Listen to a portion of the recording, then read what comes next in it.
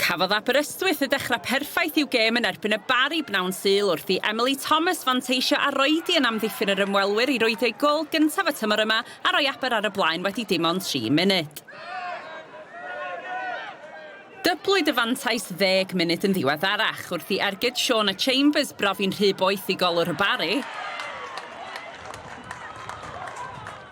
Ac roedd hi'n dair i ddim wedi cwta 20 munud. Rebecca Mathias yn troi'r cic gornel yn gelfydd i gefn y rhwyd.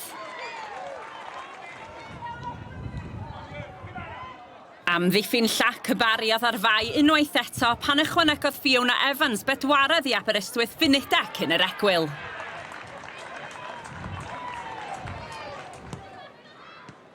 Daeth gol gysur i'r Barri hanner ffordd trwy'r ail hanner wrth i ergyd Mackenzie Olden darotroed Elin Jones a thwyllo'r golwr.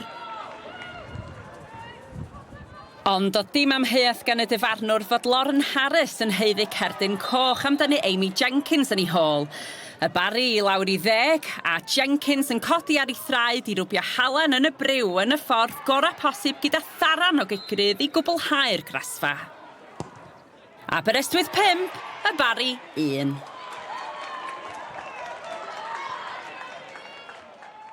Chwarae teg, o'n i'n meddwl perfformiad ni'n adrychog heddiw o'r munud gyntaf, tîm perfformiad, dim unigolion. A ddeud y gwir, oedden ni'n o dechrau, oedden ni'n heiddi giro. You know, the first 30 minutes of that second half, we were on top. Showed a lot of courage, but look, we show at this level, and we know what it's like if you don't turn up and you don't play for, you know, a half of football, you're going to get punished. And Aber were all over us today. I mean, obviously we beat them 2 weeks ago, and we kept the clean sheet, and we were miles away from that today. So look, it is what it is. We got to bounce back. You know, we got to learn from it in the week in training, look through the footage. But you know, fair play to Aber, they thoroughly deserve to win the game today. O'n i'n teimlo lot o pwysau arno ni ar dechrau'r tymor yma, ar ôl be wnaethon ni llynau, a gaethon ni dechrau eitha gwael araf.